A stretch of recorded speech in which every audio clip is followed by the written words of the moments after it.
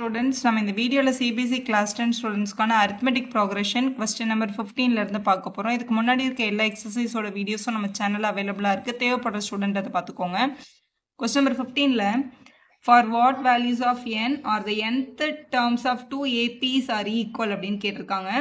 இந்த ரெண்டு ஏபிஸ் கொடுத்துருக்காங்க, டிஃப்ரெண்ட் ஏபிஸ். இவங்களோட nth டேர்ம் ஈக்குவலாக இருக்கணும் அப்படின்னா அது வந்து எந்த என் வேல்யூவாக இருக்கும், அதாவது இந்த ரெண்டு ஏபியோட எத்தனாவது டேர்ம்ஸ் ஈக்குவலாக இருக்குது அப்படின்றது உங்களோட கொஸ்டின். ஸோ இதோட nth டேர்ம் இதோட nth டேர்ம் ஈக்குவல்னு எடுத்துட்டு அந்த n என்னன்றதை நம்ம ஃபைண்ட் பண்ண போகிறோம். ஸோ இந்த ஏபிக்கு ஒரு ஏஎன், இந்த ஏபிக்கு ஒரு ஏஎன் நம்ம கண்டுபிடிச்சிக்கலாம். முதல்ல கொஸ்டினில் ஏயோட வேல்யூனா ஃபர்ஸ்ட் டேர்ம்னு அர்த்தம் 63, டின்னா காமன் டிஃப்ரென்ஸ், அதாவது செகண்ட் டேர்ம்லேருந்து ஃபர்ஸ்ட் டேர்மை மைனஸ் பண்ணால் கிடைக்கிறது. இங்கே second term 65, first term 63, minus பண்ணால் 2 கிடைக்கும். ஏஎனோட basic formula A plus N minus 1 into D அப்படின்றது தான். ஸோ இந்த டேர்மோட a n, A value 63 plus N value தெரியாது, டி வேல்யூ 2 இப்படி எழுதிக்கோங்க. இது வந்து 63 ப்ளஸ் இந்த 2 உள்ளே எடுத்துகிட்டு வந்தால் 2n மைனஸ் 2 அப்படின்னு கிடைக்கும். இந்த 63 இந்த 2வையும் மைனஸ் பண்ணிடலாம். அப்போ 61 ப்ளஸ் 2n அப்படின்றது தான் இந்த ஃபர்ஸ்ட் ஏபியோட nth டேர்ம். அதே மாதிரி இந்த ரெண்டாவது ஏபிக்கும் ஏஎன் கண்டுபிடிக்க போகிறோம். A N equal to A plus N minus 1 into D. கொஸ்டினில் ஏயோட வேல்யூ வந்து 3 தான், அதான் உங்களோட ஃபர்ஸ்ட் டேர்ம். டிஃப்ரென்ஸ் அப்படின்றது ரெண்டாவது டேர்ம்லேருந்து ஃபர்ஸ்ட் டேர்மை மைனஸ் பண்ணால் கிடைக்கிறது, அப்போ 7. அப்போ ஏஎன் ஃபார்முலாவில் ஏ plus N minus 1 into D இதுதான் உங்களோட பேசிக் ரூல். இதில் தான் ரெண்டுமே நம்ம அப்ளை பண்ணுறோம். ஏக்கு பதிலாக கொஸ்டினில் 3 கொடுத்துருக்காங்க, 3 ப்ளஸ் என் வேல்யூ தெரியாது, டி வேல்யூ கொஸ்டினில் 7 இருக்குது. ஸோ 3 ப்ளஸ் 7 உள்ளே எடுத்துகிட்டு வந்தால் 7n மைனஸ் 7 கிடைக்கும். அப்போ 7n 3யும் 7ஐயும் மைனஸ் பண்ணால் -4. இது ஒரு ஏஎன் வேல்யூ. இது உங்களோட ஃபர்ஸ்ட் ஏபியோட ஏஎன் வேல்யூ, இது உங்களோட ரெண்டாவது ஏபியோட ஏஎன் வேல்யூ. கொஸ்டினில் என்ன கொடுத்துருக்காங்க, nth டேர்ம்ஸ் ஆர் ஈக்குவல்னு கொடுத்துருக்காங்க. அப்போ ஃபர்ஸ்ட் ஈக்குவேஷனும் செகண்ட் ஈக்குவேஷனும் ஈக்குவல் அப்படின்னு அர்த்தம். ஃபர்ஸ்ட் ஈக்குவேஷன் நம்மளுக்கு கிடைச்சது 61 ப்ளஸ் 2n ஈக்குவல் டு ரெண்டாவது ஈக்குவேஷன் நமக்கு கிடைச்சது 7n மைனஸ் 4. என்னெல்லாம் ஒரு பக்கம், நம்பர்ஸ் எல்லாம் ஒரு பக்கம் எடுத்துக்கலாம். ப்ளஸ் 2n அந்த பக்கம் எடுத்துகிட்டு போனால் -2n ஆகும், -4 இந்த பக்கம் வந்தால் +4 ஆகும். ஸோ இதை ஆட் பண்ணால் 65, இதை மைனஸ் பண்ணால் 5n அப்படின்னு கிடைக்குது. மல்டிப்பிள் இருக்க 5 இங்கே வந்தால் டிவைட் ஆகும். ஸோ இதை கேன்சல் பண்ணால் 13 டைம்ஸ். அப்போ n is equal to 13. அப்போ 13th டேர்ம்ஸ் ஆர் ஈக்குவல் அப்படின்னு அர்த்தம். n is equal to 13 அப்படின்றது தான். 16th கொஸ்டினில் டிட்டர்மைன் ஏபி, ஏபியோட ஜெனரல் ஃபார்ம் எழுதணும். தேர்ட் டேர்ம் இஸ் 16, அப்போ A3 16, seventh term exceed the fifth term by 12 அப்படின்னு கொடுத்துருக்காங்க. ஸோ 7, இப்போ A7ஓட வேல்யூ ஃபிஃப்த் டேர்மை விட 12 பெருசாக இருந்தது அப்படின்னு அர்த்தம். Exceed the fifth term by 12னா ஃபிஃப்த் டேர்ம் கூட 12 ஆட் பண்ணால் தான் செவன்த் டேர்ம் வரும். இது ரெண்டு டீட்டெயில் தான் உங்களுக்கு கொடுத்துருக்காங்க. ஏபியை கண்டுபிடிக்கிறதுக்கு ஏயும் டியும் வேணும். அப்போ தான் ஏ பிளஸ் டி ஏ பிளஸ் டூடின்ற ஏபியை நம்ம எழுத முடியும். ஸோ இது ரெண்டுத்தையும் சால்வ் பண்ணிக்கலாம். First equation A3 is equal to 16 அப்படின்னு இருக்கு. an equal to a plus n minus 1 into dல A3 அப்படின்றத நம்ம எப்படி எழுதலாம்னா a plus 3 minus 1ன்றத 2dன்னு எழுதிக்கலாம், ஈக்குவல் டு 16. இதுதான் உங்களோட முதல் ஈக்குவேஷன். ரெண்டாவது ஈக்குவேஷனுக்கு கண்டிஷன் கொடுத்துருக்காங்க, A7 equal to A5 plus 12. A7 அப்படின்றத எப்படி எழுத முடியும்னா a plus 16 எழுத முடியும் இந்த ஃபார்மேட்டில்.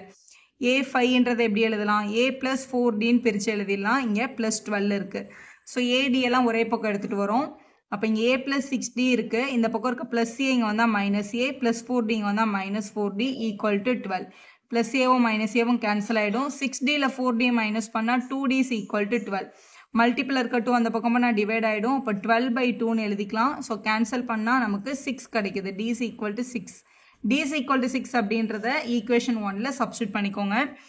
Substitute d is equal to 6. இங்கே a plus 2 into d, dக்கு பதிலாக இந்த 6 சப்ஸ்டியூட் பண்ணிட்டா ஈக்குவல் டு 16. இந்த ஈக்குவேஷனில் a plus 2 6 12 இருக்குது, equal to 16. Plus 12 equal to தானே, அந்த பக்கம் போனால் -12 இருக்கும். அப்போ a is equal to 4 அப்படின்றது நம்மளோட ஆன்சர். ஸோ a கண்டுபிடிச்சாச்சு, d கண்டுபிடிச்சாச்சு. Find the AP, determine the AP அப்படின்னு கொடுத்தாங்கன்னா ஏபியோட ஜென்ரல் ஃபார்ம் எழுதணும். ஜென்ரல் ஃபார்ம் அப்படின்றது a plus d, a plus 2d and so on இந்த மாதிரி எழுதுறது தான் உங்களோட ஏபி. ஏக்கு பதிலாக கொஸ்டினில் 4 கண்டுபிடிச்சிருக்கோம். a plus dனா 4 plus 6, 4 plus 2 into 6 அப்படின்னு எழுதணும். இதான் நம்மளோட ஏபியோட வேல்யூ. அப்போ 4, 10, 2 6 12 வரும். 12 கூட ஒரு 4 ஆட் பண்ணால் 16 கிடைக்கும். ஸோ இதுதான் நம்மளோட ஏபி தான் அவங்க கேட்டிருக்காங்க. 17th கொஸ்டினில் find the 20th term from the last term of the AP நீங்கள் ஒரு ஏபி கொடுத்துருக்காங்க. அதாவது பின்னாடி இருந்து வரும்போது 20வது டேர்ம் என்னன்றதை கண்டுபிடிங்க அப்படின்னு சொல்லியிருக்காங்க. இதை நார்மலாக நம்ம ஏஎன் ஃபார்முலாவை எழுதி போடுறதா இருந்தால் ஏக்கு வந்து இந்த கடைசி டேர்ம் அப்ளை பண்ணணும், ஏன்னா பின்னாடி இருந்து வர்றதுனால. டிஃப்ரென்ஸ் வந்து என்ன சைன் கிடைக்குதோ அதுக்கு ஆப்போசிட் சைன் போடணும். ஏன் அப்படின்னா ஒரு ஏபி முன்னாடி இருந்து இன்க்ரீசிங் ஆர்டரில் இருந்தால் பின்னாடி இருந்து டிக்ரீசிங் ஆர்டரில் வரணும். அது எப்படி மேம் கரெக்டாக ஞாபகம் வச்சு மாற்றுறது அப்படின்னா, அப்போ அவன் டைரக்ட் ஃபார்முலா அப்ளை பண்ணாமல் ஃப்ரம் த எண்டு இல்லை ஃப்ரம் த லாஸ்ட் அப்படின்னு வர கொஸ்டினுக்கு ஏஎனுக்கு இந்த ஃபார்முலா அப்ளை பண்ணுங்கள். அதாவது ஏக்கு பதிலாக லாஸ்ட் டேர்ம் போடணுன்னால எல் போட்டு L minus n minus 1 into d இந்த ஃபார்முலா நீங்கள் அப்ளை பண்ணிங்கன்னா ஃப்ரம் த லாஸ்ட்டுக்கு நம்ம டேரெக்டாகவே அப்ளை பண்ண முடியும். இதை எழுதி அப்ளை பண்ணுங்கள். ஸோ 20th டேர்ம் கேட்டிருக்காங்க. A20 = Lன்றது லாஸ்ட் டேர்ம் கொஸ்டினில் 253 இருக்கு, அப்ளை பண்ணிக்கலாம். Minus n minus 1 into d nன்றது 20th term, அதனால 20 minus 1. டிஃப்ரென்ஸ்ன்றது நீங்கள் நார்மலாக A2 மைனஸ் A1 கண்டுபிடிக்கிறோம்ல, அதுதான் உங்களோட டிஃப்ரென்ஸ் 5. அப்போ இங்கே 5ன்னு எழுதணும். ஏன் சைன் மாற்றலைன்னா அந்த டியோட சைன் சேஞ்சு தான் நமக்கு இங்கே மைனஸ் நமக்கு ஃபார்முலாவில் கிடச்சிருக்கு, அதனால நம்ம 5ன்னு அப்ளை பண்ணால் போதும். ஸோ 253 மைனஸ் 20ல் 1 மைனஸ் பண்ணோன்னா 19, இங்கே மல்டிபிள் பை 5 இருக்குது. ஸோ 253 மைனஸ் இதை மல்டிபிள் பண்ணிடலாம் 45, இங்கே 95 இருக்குது. 253லேருந்து 95 மைனஸ் பண்ணிட்டோம்னா 158 கிடைக்குது. அதுதான் உங்களோட 20th டேர்ம் ஃப்ரம் த எண்டோட கரெக்ட் ஆன்சர். ஸோ இப்படி எழுதி கம்ப்ளீட் பண்ணிடுங்க. ஏபியோட ஒரு இம்பார்ட்டன்ட் கொஸ்டின் இது. The sum of 4th and 8th term of an AP is 24 அப்படின்னா 4th டேர்மையும் 8th டேர்மையும் ஆட் பண்ணால் 24 கிடைக்கும் அப்படின்னு சொல்லியிருக்காங்க. அடுத்து sum of 6th term and the 10th term 44, அதாவது 6th டேர்மையும் 10th டேர்மையும் ஆட் பண்ணால் 44 வரும் அப்படின்னு சொல்லியிருக்காங்க. Find the first 3 terms. A plus D A plus 2D வந்து கண்டுபிடிக்கணும். இப்போ A4 அப்படின்றத எப்படி எழுதலாம்னா A plus 3D அப்படின்னு எழுதிக்கலாம். ஏன்னா உங்களோட பேசிக் ஃபார்முலா நம்மளோட ஏஎனோட formula A plus n minus 1 into D அப்படின்றத, இங்கே n இருந்தால் இங்கே n minus 1 வரும். அப்போ 4 இருந்தால் 3D வரும், 4 minus 1. அது மாதிரி A8 அப்படின்னா A plus 7Dன்னு எழுதிக்கலாம். அதான் 8 minus 1 7 கிடைக்கும், ஈக்குவல் டு 24. இதில் இது ஒரு A இது ஒரு A, ரெண்டுத்தையும் ஆட் பண்ணால் 2Aன்னு எழுதிக்கலாம். 3D 7D ரெண்டுத்தையும் ஆட் பண்ணி 10Dன்னு எழுதிக்கலாம், which is equal to 24 அப்படின்னு இருக்குது. இதே மாதிரி இந்த ஈக்குவேஷனுக்கும் A6 அப்படின்றத A plus 5Dன்னு எழுதிக்க முடியும். A10 அப்படின்னா A plus 9Dன்னு எழுதிக்கலாம், ஈக்குவல் டு 44. ஏவை ஆட் பண்ணால் 2A, 5ம் 9ம் ஆட் பண்ணால் 14D is equal to 44 அப்படின்னு இருக்குது. ஈக்குவேஷன் இப்படியே வச்சோம் நீங்கள் சால்வ் பண்ணலாம். இல்லை இது எல்லாமே டிவிசிபிள் பை 2 ஆகுது பாருங்கள், ரெண்டு பக்கமும் டிவிசிபிள் பை 2 பண்ணிக்கோங்க. அப்போ ஈக்குவேஷன் இன்னும் கொஞ்சம் சின்னதாயிரும். டிவிசிபிள் பை 2, எல்லா நம்பரும் டிவைடட் பை 2 ஆகிறதுனால டிவைடட் பை 2ன்னு இந்த மாதிரி எழுதிக்கோங்க. ஸோ இதில் எல்லா டேர்மும் டிவிசிபிள் பை 2 ஆகிறதுனால எல்லா டேர்முக்கும் கீழே ரெண்டு பக்கமும் divided by 2 on both side பண்ணியிருக்கோம். 2 கேன்சல் ஆச்சுன்னா 1A, 2 டேபிளில் 10 வந்து 5 ஆர், இங்கே வந்து 12 டைம்ஸ். மாதிரி இங்கே 2 கட் ஆகிருக்கும், இது 7 டைம்ஸ், இது 22 டைம்ஸ் கிடைக்கும், அதான் இங்கே எழுதியிருக்கேன். இது உங்களோட ஈக்குவேஷன் 1, இது உங்களோட ஈக்குவேஷன் 2. இப்போ சால்வ் 1 and 2, முதல் ஈக்குவேஷனே ரெண்டாவது ஈக்குவேஷனே சால்வ் பண்ணுறோம் எலிமினேஷன் மெத்தடில். ஸோ இப்படி எழுதிக்கலாம். ரெண்டுமே ப்ளஸ் ஏ இருந்தால் கட் ஆகாது. ஸோ இப்படி சிம்பிள் மாற்றிக்கோங்க. Plus A minus A cancel. 5ல் 7 minus பண்ணால் மைனஸ் 2D, 22ம் 12ம் மைனஸ் பண்ணால் 10, பிக் நம்பர் சைன் மைனஸ் இருக்கிறதுனால minus 10. D is equal to multiple இருக்கட்டும், இங்கே வந்தால் டிவைட் ஆகும். ஸோ இதை கேன்சல் பண்ணிட்டா டியோட வேல்யூ 5ன்னு கிடைக்குது. ஸோ டியோட வேல்யூ எடுத்துகிட்டு போய் ஏதாவது ஒரு ஈக்குவேஷனில் சப்ஸ்டியூட் பண்ணணும். ஈக்குவேஷன் 2ல் சப்ஸ்டியூட் பண்ணலாம். Substitute D is equal to 5, டியோட வேல்யூ 5ன்னு சப்ஸ்டியூட் பண்ணுறோம். அப்போ ஏ வேல்யூ தெரியாது. 7 into 5 equal to 22. 7 5s are 35 வரும், ஈக்குவல் டு இந்த பக்கம் 22 இருக்குது. A is equal to 22 minus 35ன்னு கிடைக்கும். ஸோ இதை சப்ட்ராக்ட் பண்ணிடலாம். ஸோ 8 + 5 13 கிடைக்கும். பிக் நம்பர் சைன் மைனஸில் இருக்கிறதுனால மைனஸ் 13.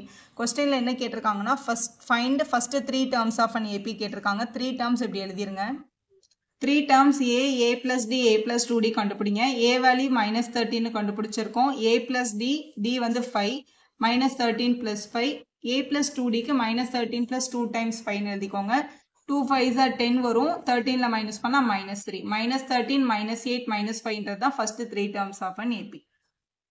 19th கொஸ்டினில் பாருங்கள். Subbarao started work in 1995 at an annual salary of 5,000 and received an increment of ₹200 each year.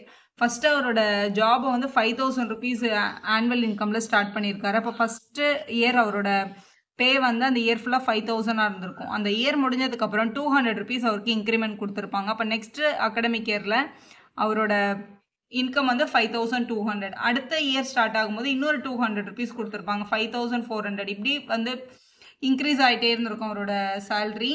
In which year did his income reach 7000 rupees? அப்போ எப்போ எத்தனாவது இயரில் வந்து 7000 rupeesக்கு ரீச் பண்ணியிருப்பாரு அப்படின்னு கேட்டிருக்காங்க கொஸ்டினில். அப்போ லெட்டஸ் அசியூம் nth இயரில் வந்து அவர் 7000 rupees ரீச் பண்ணதா வச்சுட்டு அந்த எண்ணை நம்ம கண்டுபிடிச்சா போதும். கொஸ்டினில் அவரோட ஃபஸ்ட்டு சேலரியை நம்ம ஏன்னு எடுத்துக்கலாம், அது வந்து 5000. டிஃபரன்ஸ் அமௌண்ட் 200 இன்க்ரீஸ் ஆகிருக்கு, அதனால டி வந்து 200. இல்லை செகண்டில் நான் ஃபஸ்ட்டாக மைனஸ் பண்ணி பார்க்குறேன்னா கூட நீங்கள் பார்த்துக்கலாம். nth இயர் வந்து 7000 rupees அவருக்கு டோட்டல் இன்கம் வந்ததாக இருக்கட்டும். அப்போ ஏஎன்னு எழுதிக்கோங்க. ஏஎன் ஈக்குவல் டு 7000 கொஸ்டினில் கொடுத்துருக்காங்க. ஏஎன்னோட basic formula a plus n minus 1 into d நமக்கு தெரியும். இதோட வேல்யூ தான் 7000 கொடுத்துருக்காங்க. ஏக்கு பதிலாக கொஸ்டினில் 5000 இருக்கு, n வேல்யூ தெரியாது. n minus 1 into dக்கு பதிலாக 200 equal to 7000 அப்படின்னு இருக்கு. ப்ளஸ் 5000 அந்த பக்கம் போனால் மைனஸ் 5000 அப்படின்னு கிடைக்கும். அப்போ 7000ல் மைனஸ் 5000 பண்ணோம். மைனஸ் 5000 பண்ணால் நமக்கு 2000 அப்படின்னு கிடைச்சிருக்கும். ஸோ இது வந்து 2000 கிடைச்சிது. மல்டிப்பிள் இருக்க 200 அங்கே போனால் டிவிஷனுக்கு போகும். n minus 1 equal to 2000 by 200 அப்படின்னு கிடைக்கிது. இந்த 2 0க்கு 2 0 கேன்சல் பண்ணிடலாம். அப்போ n minus 1 equal to 20 by 2 மட்டும் இருக்கும். 2 டேபிளில் கேன்சல் பண்ணிட்டா 10. அப்போ n is equal to -1 அந்த பக்கம் போனால் +1 ஆயிருக்கும். அப்போ 11 கிடைக்குது. அப்போ 11th இயர் தான் அவரோட இன்கம் வந்து 7000 ரீச் பண்ணியிருக்கோம் அப்படின்னு எழுதணும். இப்படி எழுதி உங்களோட சம்ம கம்ப்ளீட் பண்ணுங்க. 11th year of his service are 2005 இந்த சேலரி வந்து அவர் ரீச் ஆகிருப்பாரு. அடுத்த கொஸ்டின் பாருங்க. ராம்கலி சேவ்டு ₹5 இந்த ஃபர்ஸ்ட் வீக். ஃபர்ஸ்ட் வீக் நம்ம ஏன்னு எடுத்துக்கலாம். ஃபர்ஸ்ட் வீக்கில் ₹5 சேவ் பண்ணியிருக்காங்க. And then increase their weekly saving by 1.75. Next வீக்கில் இந்த அமௌண்ட் கூட 1.75 எக்ஸ்ட்ரா சேவ் பண்ணாங்க. அப்போ ₹6.75 சேவ் பண்ணியிருப்பாங்க. அந்த மாதிரி 1.75 இன்க்ரீஸ் பண்ணிகிட்டே போனாங்க. அந்த டிஃப்ரென்ஸ் அமௌண்ட்டு தான் நம்ம டின்னு சொல்லுவோம், 1.75. ஹர் வீக்லி சேவிங் பிகேம் ₹20.75 ஆகணும்னா என் வந்து எத்தனாவது வீக் அப்படின்னு கேட்டிருக்காங்க. அப்போ லெட்டஸ் அசியூம் nth வீக்கில் அவங்களோட சேவிங் வந்து ₹20.75 இருந்தது. இந்த எண்ணை கண்டுபிடிங்க அப்படின்னு தான் சொல்லியிருக்காங்க. ஸோ டேரெக்டாக ஏஎன்னை கொடுத்துட்டு எண்ணை கேட்குறாங்க, அவ்வளோதான். ஏஎன்னோட basic formula a plus n minus 1 into d. இதில் அப்ளை பண்ணுங்கள். ஏஎனுக்கு பதிலாக கொஸ்டினில் 20.75 இருக்குது. ஏக்கு பதிலாக கொஸ்டினில் 5 கொடுத்துருக்காங்க. n தான் நம்ம கண்டுபிடிக்கணும். டிஃப்ரென்ஸ் வேல்யூ 1.75 இருக்குது. ப்ளஸ் 5 இந்த பக்கம் வந்தால் மைனஸ் ஆகிடும். 20.75ல் 5 மைனஸ் பண்ணணும். இந்த பக்கம் n minus 1 into 1.75 இருக்குது. மைனஸ் பண்ணும்போது 20.75ல் ₹5 மைனஸ் பண்ணாங்கன்னா 5.00ன்னு எழுதி மைனஸ் பண்ணிங்கன்னா இது 5ன்றது ஹோல் ருபீஸ். இது வந்து ₹20.75. இதில் பைசே இல்லை. அப்போ 0.00ன்னு எழுதி தான் மைனஸ் பண்ணணும். நிறைய ஸ்டூடெண்ட் இதை இந்த லாஸ்ட்டில் எழுதி மைனஸ் பண்ணுறீங்க. ஆக்சுவலாக அப்படி பண்ணவே முடியாது நம்ம. ஸோ இது 75 அப்படியே இருக்கும். 15.75. ₹20ல் ₹5 மைனஸ் பண்ணால் ₹15 இருக்கும். ப்ளஸ் அந்த பைசையும் இருக்கும். அப்படி கூட நம்ம யோசிக்கலாம்.